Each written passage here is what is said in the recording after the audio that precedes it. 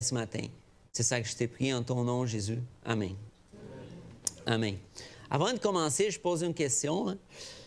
Est-ce que, quand vous regardez les mondes, est-ce que vous pensez que le monde est divisé? Oui ou non? Oui, vous pensez que le monde est divisé. Mais c'est vrai. Moi aussi, je suis d'accord avec vous. Je ne sais pas si c'est un phénomène de notre époque. Parfois, je vois toute la réalité, surtout si on va dans les nouvelles, puis on voit que de plus en plus, c'est polarisé à beaucoup de divisions. Donc, c'est vrai que c'est une réalité du monde, la division. Par contre, on ne doit pas penser que ça a commencé récemment. La division, ça vient de où, ça? C'est fruit de quoi, exactement? Du péché. La division, ça a commencé trop tôt dans l'histoire de l'humanité. On pourrait dire que l'harmonie existait jusqu'au moment où les péchés sont rentrés dans l'histoire de l'humanité. Donc, si on retourne à Genèse, chapitre 3, quand on voit le récit de la chute, c'est là qu'après la chute, il y a eu la première chicane entre Adam et Ève, puis il disait non, c'est qui la faute de qui? C'est là que les divisions ont commencé. Ensuite, on voit Caïn et Abel, la chicane entre les frères. Ça terminait pas bien, là. Ça terminait mal. Puis comme ça, c'était toute l'histoire de l'humanité. Les divisions ont toujours été là. Mais par contre, à notre époque, oui, il y a des choses qui peut-être aident à aggraver les problèmes. Vous savez, il y a déjà des études qui montrent que les réseaux sociaux, puis le fait d'avoir des algorithmes qui choisissent qu'est-ce qui va être nous présenté quand nous sommes dans les plateformes sociaux, des réseaux sociaux, étant donné que si je fais une recherche pour un sujet, je commence à voir plus des choses alignées. Donc, ça fait sorte que si j'ai une idée, si j'ai une idée, ça va se renforcer. Puis si l'autre personne pense d'une façon différente de la mienne, bien, elle va avoir accès à d'autres choses, puis c'est là que ça va créer la polarisation. Peut-être qu'à cause de ce phénomène-là, on appelle ça une chambre d'écho. Les gens restent dans une bulle pour recevoir des informations qui sont alignées à leur propre pensée. Peut-être qu'à cause de ça, on a encore davantage besoin d'être attentif puis de chercher l'unité puis de garder l'unité. Puis pour parler de ça, j'aimerais vous inviter à aller dans un psaume, c'est très connu, c'est prêché assez souvent, j'imagine, le psaume 133, c'est un psaume de la parole de Dieu qui nous parle de la communion fraternelle du peuple de Dieu.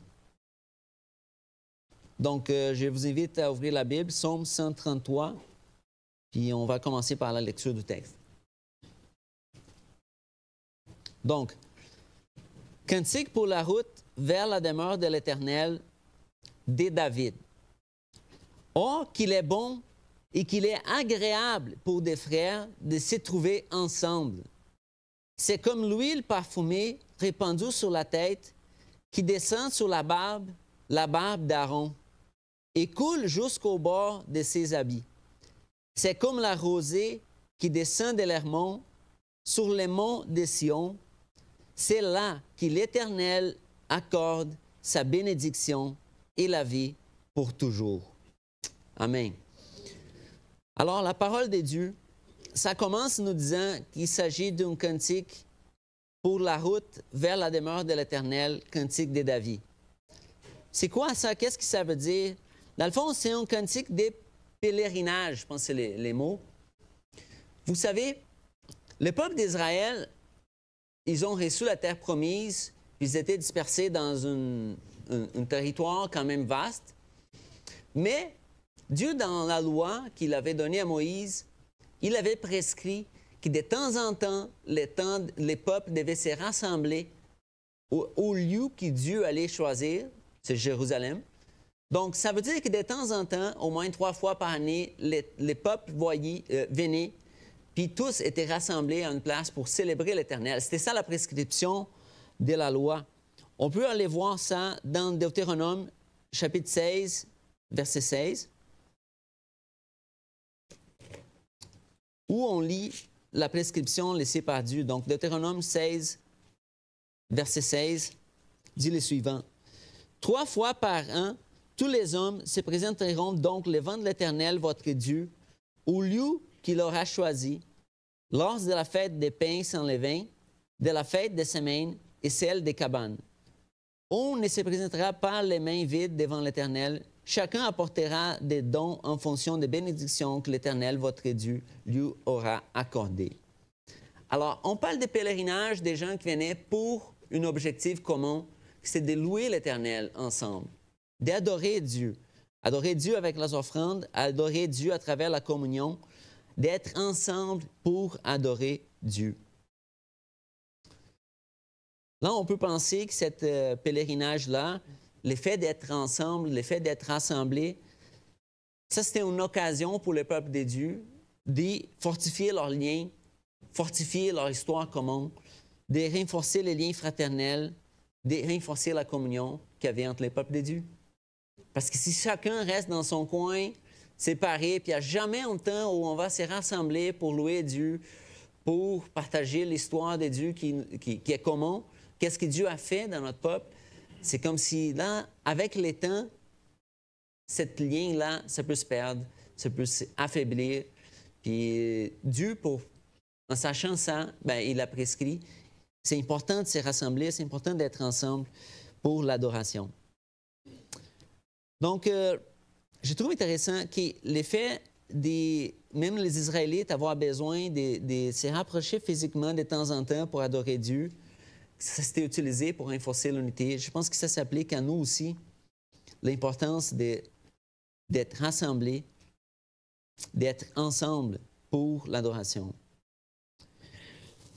Alors, le texte va nous dire que sans cette communion fraternelle est quelque chose de bon puis agréable.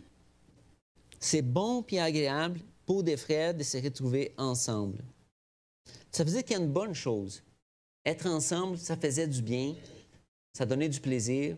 Être ensemble, c'était une bénédiction que le peuple pouvait bénéficier. Vous savez, le fait qu'il y a 2 mots différents qui sont utilisés, bon puis agréable, c'est intéressant de remarquer ça, parce que bon, c'est quelque chose qui est bon dans sa nature, c'est correct, c'est comme ça, la bonne chose à faire. On peut voir comme ça. Puis agréable, c'est lié à notre perception. C'est agréable parce que moi, j'aperçois telle chose comme agréable. C'est agréable, ça fait du bien, je me sens bien. C'est lié à ma perception. Donc, puis les 2 choses sont différentes, puis ils sont toujours ensemble. Certaines choses vont être la bonne chose à faire, peut être bon même pour toi, mais peut-être qu'il n'est pas agréable au premier moment. Peut-être que ce n'est pas vraiment agréable de faire ça, mais c'est la bonne chose à faire. Puis d'autres choses peuvent être agréables. J'ai du plaisir, mais ce n'est pas bon. À long terme, ça fait du mal. À long terme, n'est pas la bonne chose à faire. Il y a des choses qui sont les péchés peuvent être agréables à court terme, mais c'est quand même du péché. Ce n'est pas bon. Je me souviens, quand moi j'étais enfant, je ne sais pas qui, là, mais quelqu'un avait donné à mes parents un genre de sirop qui disait bon, ça fait du bien quand quelqu'un a de la grippe. Prendre ça, puis ça va améliorer.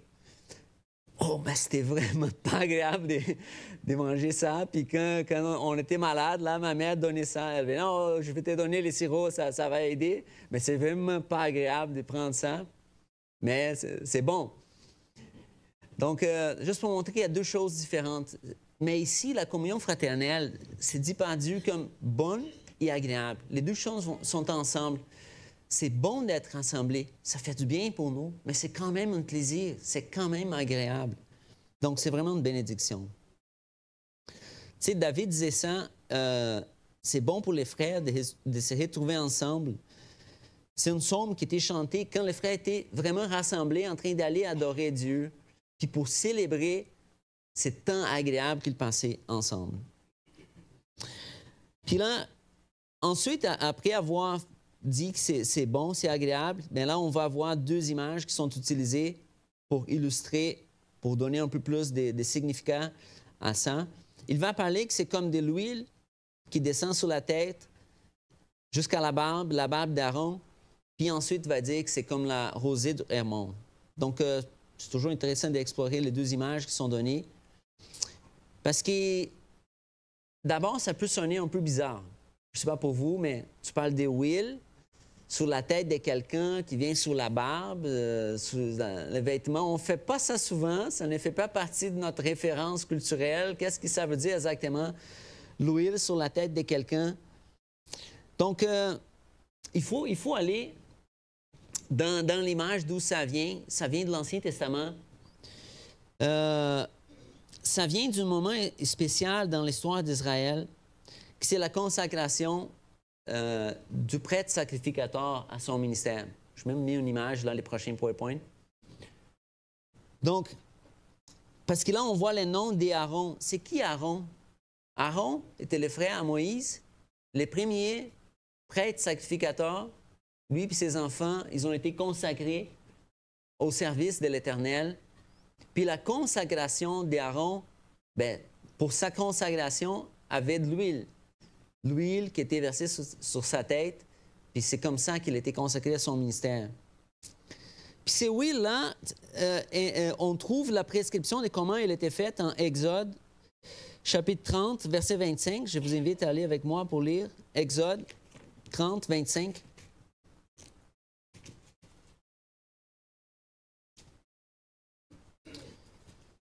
C'est une section qui parle de l'huile de l'onction. Donc, Exode 30, 25 va dire le suivant. « Tu en feras une huile d'onction sainte, une baume odorant fabriquée par un parfumeur. Ce sera une huile sainte pour l'onction. » Puis là, il va dire que l'huile était utilisée pour l'onction des objets consacrés au service de Dieu. Puis dans le verset 30, « Tout oindra aussi Aaron et ses fils, et tout les consacrera à mon service comme prêtre. » Puis, verset 31, « Puis tu t'adresseras aux Israélites en ces termes. Cette huile d'onction sainte sera réservée à l'Éternel des générations en génération. » Donc, là, on a une prescription, une recette de comment avait une huile qui devait être faite. Puis cette huile était utilisée pour l'onction des objets, mais aussi pour l'onction d'Aaron, le prêtre sacrificateur, pour son service. Donc, sûrement que c'était une huile agréable, une fragrance agréable, bonne, puis tellement spéciale que probablement quelqu'un pourrait dire, bien, je vais faire l'huile, puis je vais l'utiliser moi-même, mais là, ça a été dit, non, non, non, ce n'est pas pour tout le monde, ça va être utilisé dans une occasion spéciale, c'est quelque chose saint, quelque chose spécial, quelque chose vraiment spécial pour Dieu, avec un objectif spécifique. Donc, au point, dans le verset 33, le texte nous dit que si quelqu'un jamais utilisé l'huile pour une autre chose, la personne, elle serait retranchée de son peuple. Donc, tu ne peux pas faire ça, à risque de ne faire plus partie du peuple de Dieu. Telle l'importance des saints. Qu'est-ce qui... donc, c'est ça. Donc, l'image, il faut imaginer, là, on est dans les psaumes, il faut imaginer un moment solennel du peuple de Dieu. Là, on va avoir un prêtre sacrificateur. La personne, qu'est-ce que le prêtre va faire? Il va faire les sacrifices pour les pardons de nos péchés. C'est la personne qui va nous représenter devant Dieu. La personne spéciale qui a été choisie, c'est un moment spécial, super spécial pour le peuple d'Israël. Puis là, l'huile aussi spéciale qui a été fabriquée, qui est agréable, que tu peux sentir l'odeur. Donc là, cette huile est versée en abondance sur la tête du prêtre. Puis là, ça vient, ça coule sur la barbe, sur les vêtements. Donc, c'est ces moments spéciaux à lesquels on fait référence dans les psaumes 133. Qu'est-ce qu'on prend comme leçon à partir des psaumes?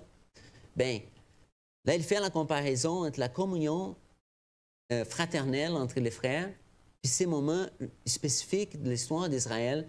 Ça veut dire que la communion est aussi quelque chose de saint, spécial pour Dieu, quelque chose qui est agréable, une odeur agréable, mais en même temps solennel, un moment vraiment précieux qui doit être valorisé.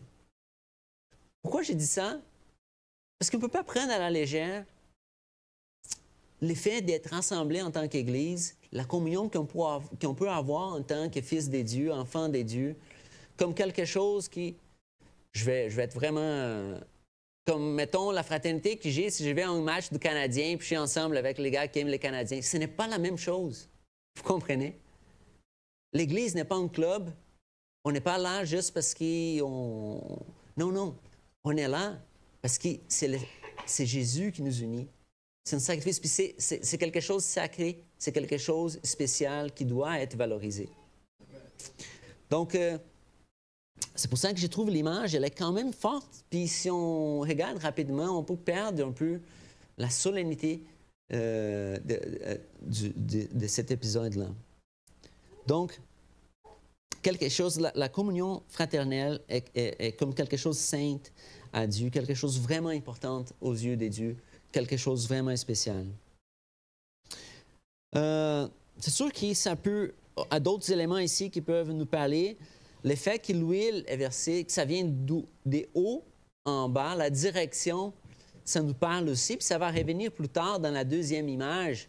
Mais on peut prendre aussi, on peut comprendre que c'est quelque chose qui vient des dieux.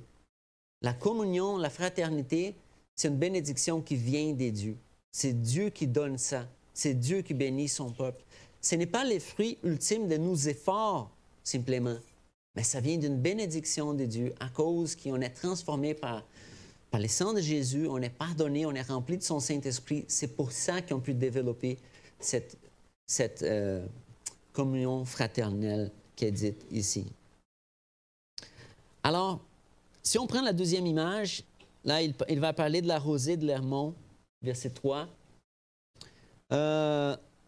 Encore une fois, la rosée de l'Hermon, ça nous dit quoi? Hein? Il faut observer la géographie. Donc, l'Hermon, c'était un mont situé plus au nord de Jérusalem, beaucoup plus au nord, comme je pense que c'est 200 km à peu près. Puis, il était situé au nord de Jérusalem. Puis, à Jérusalem, il y avait un autre mont, beaucoup plus petit, c'est le mont Hermon, le mont Sion. Donc, le mont Hermon était plus au nord, il était plus grand. En nombre des grandeurs, c'est comme 2800 mètres, les monts Hermon. Puis là, vous pouvez voir la photo, donc il y a de la neige. Donc, c'est un mont quand même considérable. Hein. Puis les monts à Jérusalem, les monts Sion, c'est 750 mètres à peu près, donc beaucoup plus petit. Mais c'est quoi l'importance de l'Hermon dans la région? C'est parce qu'à cause de la neige, la rosée, l'humidité qui se forme plus dans le nord, dans les monts Hermon, c'est de là que l'eau vient pour cette région-là. Donc, toute la fraîcheur, puis l'eau, la fertilité de la région, le fait qu'il y a de la vie, c'est à cause de l'abondance de l'eau qui vient du dégel aussi de l'Hermon. Du nord vers le sud. Donc, même les Jordans, la naissante, où ils commencent, où les fleuves commencent, reçoivent de l'eau qui vient de l'Hermon. Donc, ça veut dire que c'est comme une source de vie. C'est ça l'expression. C'est une source de vie. La rosée de l'Hermon, hein, ça veut dire que c'est une source de vie pour la région, qui vient bénir jusqu'au sud, jusqu'à Sion, jusqu'à Jérusalem. Moi, j'ai eu l'occasion de visiter une région une fois en Argentine. La ville s'appelle Mendoza, jusqu'à côté de la cordillère des Andes. C'est comme une chaîne de montagnes. Puis, dans cette région, l'effet qui... c'est très aride, n'a pas vraiment beaucoup de pluie. C'est situé au sud du désert d'Atacama. Donc, il ne fait pas partie techniquement du désert, mais c'est proche. Donc, vraiment pas beaucoup de pluie. Les pluies qu'on a reçues l'année dernière, ici, quand on a eu les inondations des maisons, là, des basements, là, ici à Montréal, des sous-sols, c'était presque la pluie que la région reçoit pendant toute l'année. C'est comme 200 mm à l'année dans la région. C'est vraiment pas beaucoup de pluie. Par contre, tu arrives à Mendoza, puis la ville est belle, a beaucoup d'arbres, c'est vert, c'est vraiment beau. Puis Mendoza, je ne sais pas si ceux qui connaissent, là, c'est la production du raisin, du vin qui est produit là-bas, donc à des vignobles qui vont exporter les vins partout dans le monde. Comment est-ce qu'ils font ça dans une région qui est presque simplement du désert? Mais parce que c'est la neige des montagnes qui sont juste à côté, qui va fondre avec les fondements de la neige. Là, ils ont un système d'irrigation, puis ils utilisent l'eau pour faire l'irrigation dans la ville. C'est vraiment intéressant. Tu marches dans la ville, puis tu vois des espaces où l'eau passe, comme des petites rivières, là, au milieu de la rue, mais c'est l'eau qui vient de la neige, du fondement de la neige, qui est utilisée pour l'irrigation. Ça veut dire que si on enlève les montagnes puis ces phénomènes-là, qu'est-ce qui reste? C'est du désert. Mais à cause de la neige qui vient du mont, là, on a la vie, on a une ville, on a du progrès, on a tout ça. C'est un peu la même chose, cette image qu'il nous donne. Il va nous dire, le texte va nous dire que la communion fraternelle, la communion, l'unité entre les frères, c'est comme la rosée de l'Hermon qui vient jusqu'à Sion. Ça veut dire que s'il n'y a pas d'unité, c'est du désert spirituel. S'il n'y a pas la communion fraternelle, qu'est-ce qui reste? C'est comme quelque chose aride, c'est du désert, n'a pas de vie. Ça veut dire, mes frères et mes sœurs, si on néglige l'importance de l'union entre frères en Christ, qu'est-ce qui reste comme témoignage? Comment pouvons-nous parler de l'amour si nous ne vivons pas l'amour dans nos relations? Comment pouvons-nous parler de l'amour au monde puis témoigner de l'amour si chacun fait son affaire puis nous ne sommes pas unis? Si on a de la misère à pardonner, si on ne valorise pas les personnes qui sont autour de nous dans l'Église. Ça veut dire que pour que notre témoignage puisse apporter de la vie, il doit être conséquent. Donc, là, encore une fois, les psaumes, c'est un petit psaume, 3 versets, mais il nous parle de l'importance de la communion fraternelle. Puis on ne produit, je reviens, on ne produit pas ça pour notre propre force. Ça vient des dieux, ça vient de l'Esprit des dieux. Mais on doit valoriser ça, chercher même ça, prier pour ça. Puis, au qui dépend de nous, essayer de promouvoir ça comme quelque chose qui on sait que c'est vraiment important. Donc là, les psaumes, là, il n'est pas en train de dire les psaumes pour forcer les gens à avoir la communion. Non, c'est au contraire, c'est une constatation. Il voit, le psalmiste David, il voit la communion. Il est inspiré par le Saint-Esprit de Dieu. Il dit, « Wow, est bon et agréable de voir les frères unis.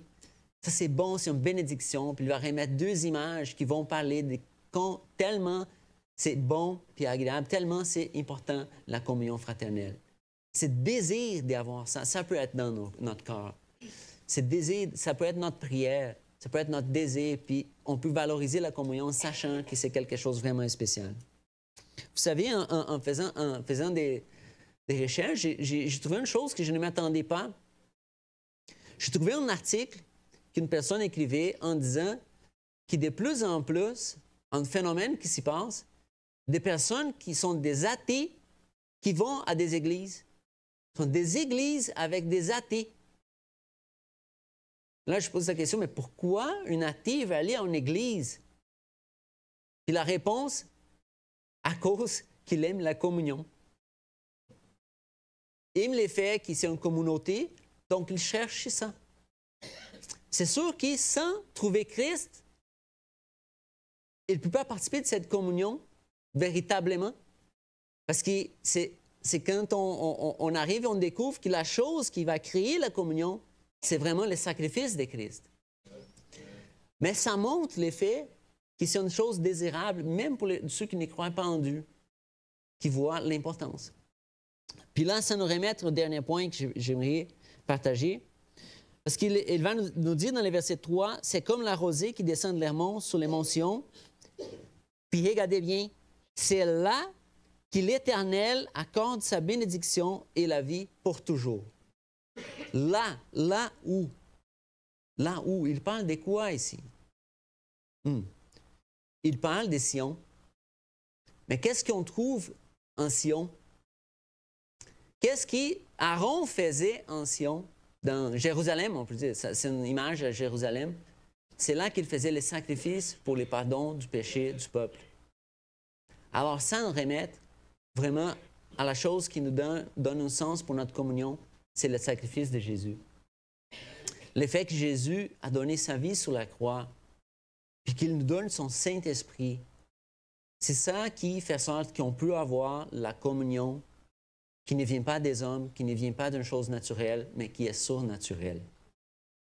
À mesure que nous sommes en relation avec Christ, à mesure que notre problème relationnel vertical a été réglé, que je suis capable d'entrer en relation avec Dieu puis d'être pardonné par ces dieux saints à cause du sacrifice de son Fils, là, j'ai les moyens pour développer la vraie communion à l'horizontale avec ceux qui sont à côté de moi.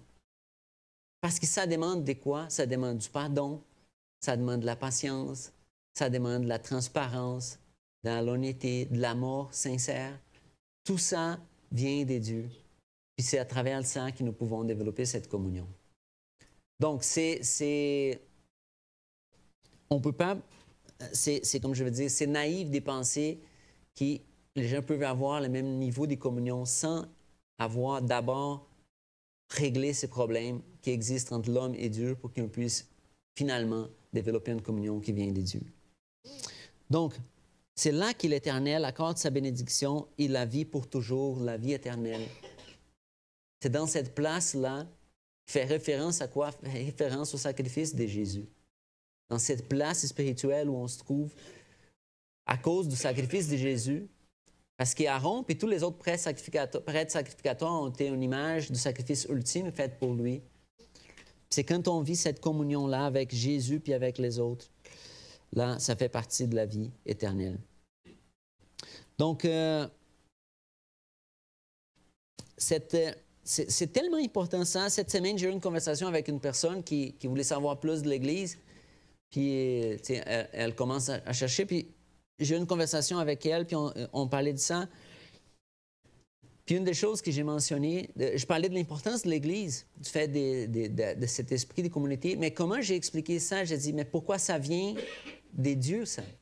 Puis j'ai expliqué que dans la nature des dieux, si la Trinité, un concept qui parfois on a de la misère à l'expliquer, parce qu'il nous dépasse, mais les éléments qu'on comprend de la Trinité nous montrent l'importance de l'unité aussi, de la communion. Parce que Dieu est trois personnes, un Dieu formé pour trois personnes qui sont en union parfaite dès l'éternité. Ça veut dire que dans la nature des dieux existe une union parfaite dès l'éternité, une relation d'amour qui se développe dans la nature même des dieux, qui se reflète dans la vie de son peuple, l'Église, quand nous vivons ensemble en unité, en communion. Donc, tellement important, ça. Donc, cette bénédiction vient de Dieu. Puis là, j'ai dit, il faut qu'on fasse un examen. Suis-je où, là, par rapport à ça? Est-ce que je suis une source d'unité ou de division? Parce qu'on vient, ça fait partie du processus de sanctification. On vient à Jésus. Là, on est appelé à vivre une vie en unité, en communion fraternelle avec les autres. Mais là, je viens avec mes habitudes que j'avais avant ma conversion, quand je vivais dans un monde divisé, dans un monde où les personnes sont déjà habituées à parler à la malédicence, sont habituées aux mensonges, sont habituées à toutes sortes de choses. Puis là, j'arrive dans la vie chrétienne, la transformation n'est pas toujours instantanée, puis je garde certaines habitudes qui rendent la communion plus difficile. Donc, ça prend la sanctification puis la repentance pour que Dieu travaille, pour que de plus en plus la communion puisse se développer davantage. Donc, ça demande de demander pardon, de pardonner, de persévérer, d'aimer, de se sacrifier, de valoriser, de vouloir être avec les autres. On vient du monde où on était très indépendant, chacun fait son affaire. Là, on a du télétravail, donc personne reste chez eux, travaille chez eux. Donc, au maximum, je vais acheter des choses, j'achète sur Amazon, je reçois tout chez moi. Quand est-ce que je vais être ensemble avec les autres? Je n'ai pas besoin. Non, c'est faux. J'ai besoin. Mais là, j'arrive, j'ai découvert Jésus.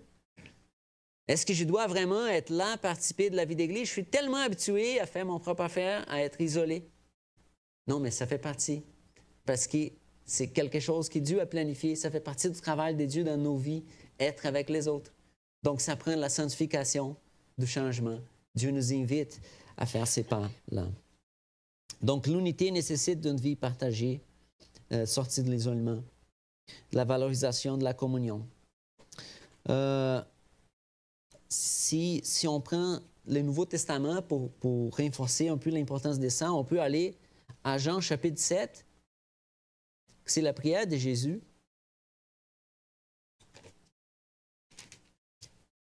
Jean chapitre 7, versets 20 et 21.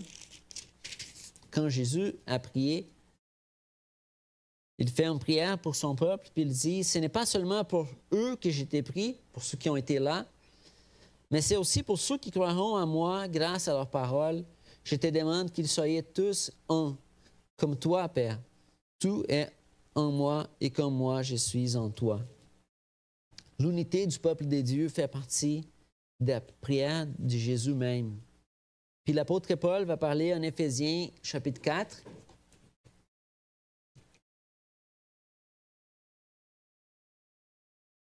Éphésiens chapitre 4. J'arrive ici. Versets 1 à 3. C'est un chapitre qui parle du plan de Dieu pour son Église. Éphésiens chapitre 4, 1 à 3. « Moi qui suis prisonnier à cause du Seigneur, je vous demande donc instamment de vous conduire d'une manière digne de l'appel qui vous a été adressé. » OK, c'est quoi la manière digne de l'appel? « Soyez toujours humbles, empreintes de douceur et patients. Supportez-vous les uns les autres avec amour. Efforcez-vous de conserver l'unité qui donne l'esprit dans la paix, qui vous lie les uns aux autres. » Vous voyez? L'appel d'être patient, de supporter les uns les autres avec amour, d'être un support pour nos frères et sœurs, puis de faire des efforts pour conserver l'unité qui donne l'esprit dans la paix, qui vous lie uns aux autres.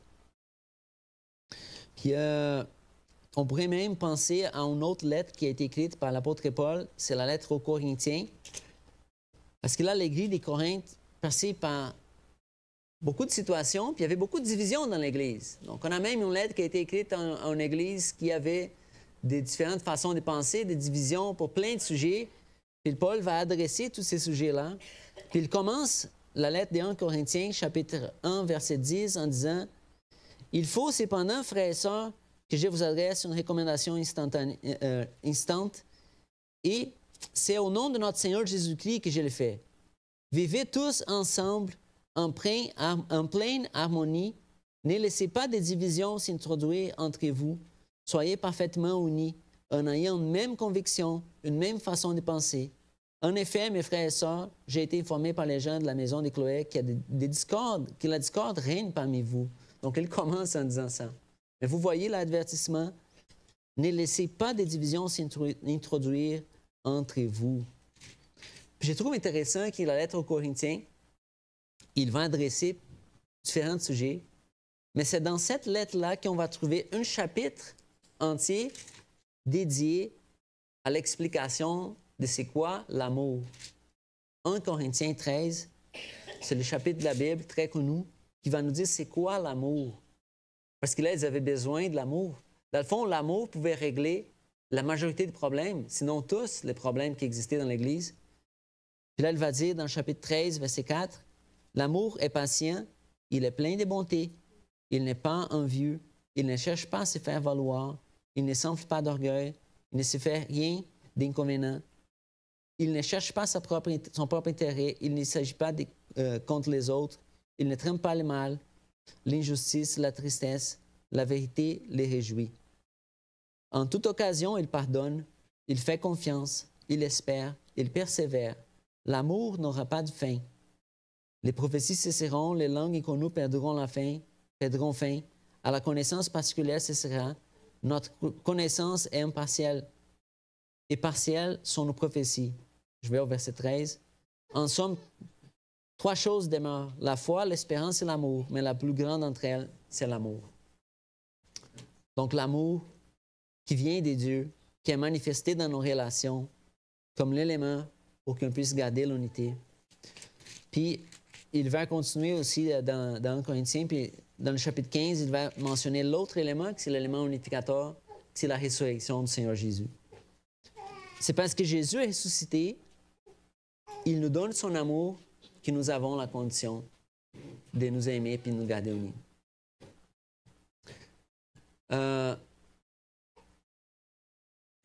Vous savez, j'ai dit ça, mais en sachant, ce n'est pas toujours facile. Qu'est-ce que je fais quand quelqu'un me blesse à l'église? Qu'est-ce que je fais quand quelqu'un me dit une chose que je n'aime pas? Qu'est-ce que je fais quand je suis déçu avec quelqu'un? Qu'est-ce que je fais quand je vais à l'église, mais là, je sens que j'ai été négligé, je sais que quelqu'un a commis de l'injustice contre moi? Qu'est-ce que je fais?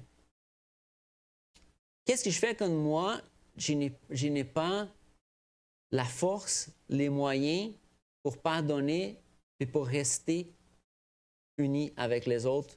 Et la seule chose que j'ai vue, c'est de rester dans mon coin. Qu'est-ce que je fais? C'est une situation réelle. Plusieurs personnes abandonnent l'Église, plusieurs personnes sont déçues avec l'Église, plusieurs personnes sont déçues avec des choses qui ont été dites. Moi, j'ai vécu une situation au Brésil, j'étais pasteur de l'Église.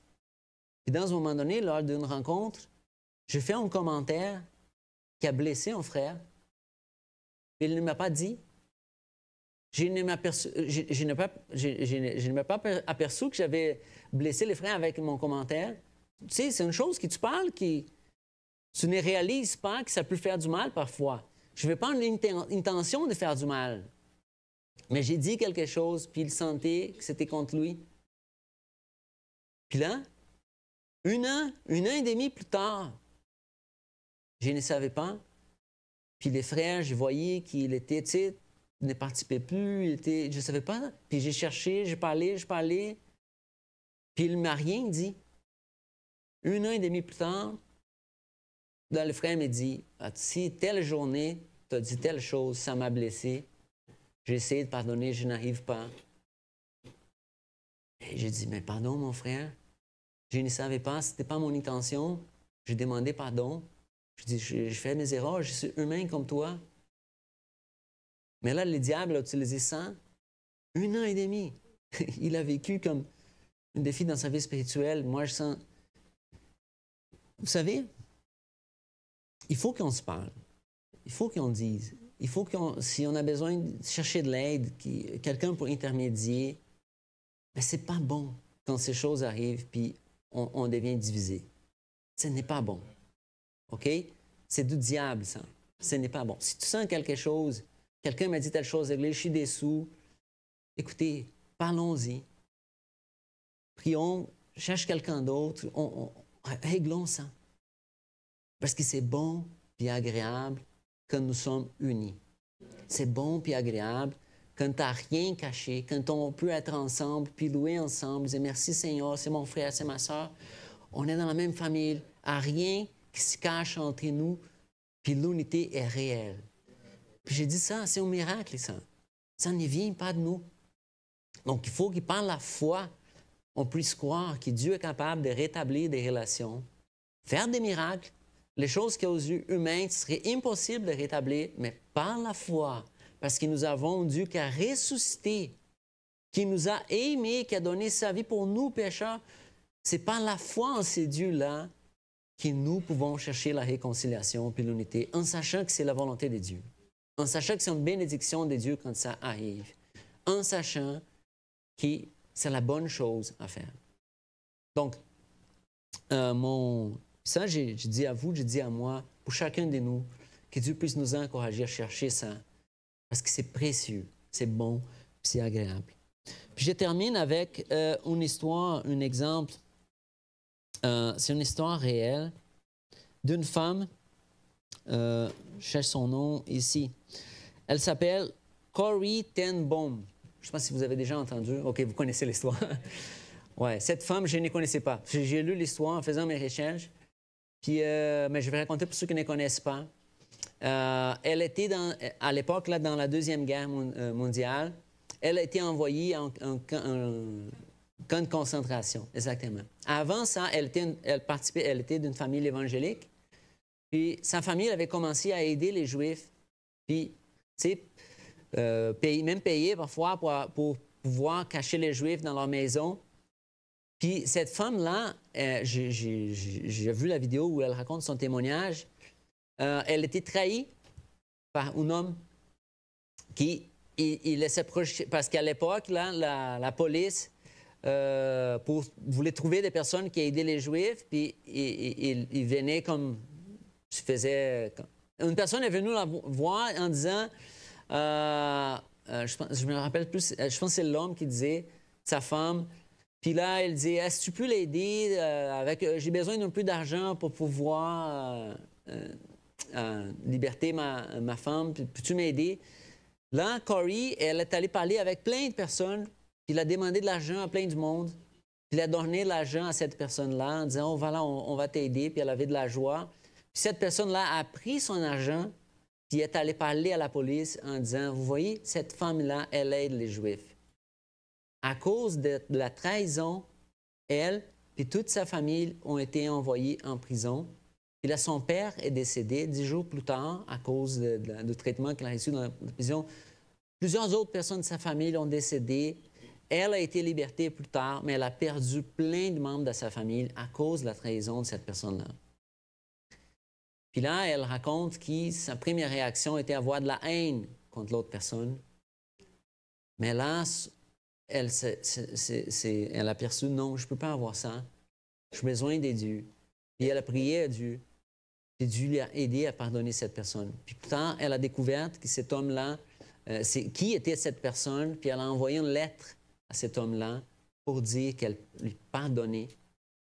Donc, ça, c'est une des histoires. Une autre histoire dans son livre, où elle était dans une église, puis là, elle a rencontré une autre personne qui aussi a travaillé dans un camp de concentration. Puis plus tard, l'homme est devenu chrétien. Puis là, il est venu lui parler pour demander pardon. Elle a dit au début, c'était difficile, mais là, avec l'aide de Dieu, elle a reconnu que Dieu avait sauvé cette personne, puis lui pardonné, puis elle a pu pardonner cette personne. Pourquoi je raconte ça? Parce que pour dire que pour l'unité de l'Église, ça demande du pardon, ça demande des choses pour qu'on puisse faire ça, il faut qu'il soit une œuvre de Dieu surnaturelle qui vient du fait que Jésus nous a pardonné de cette façon-là. Je vous invite à toujours croire que c'est Dieu grand pour nous aider à pardonner puis à restaurer la communion.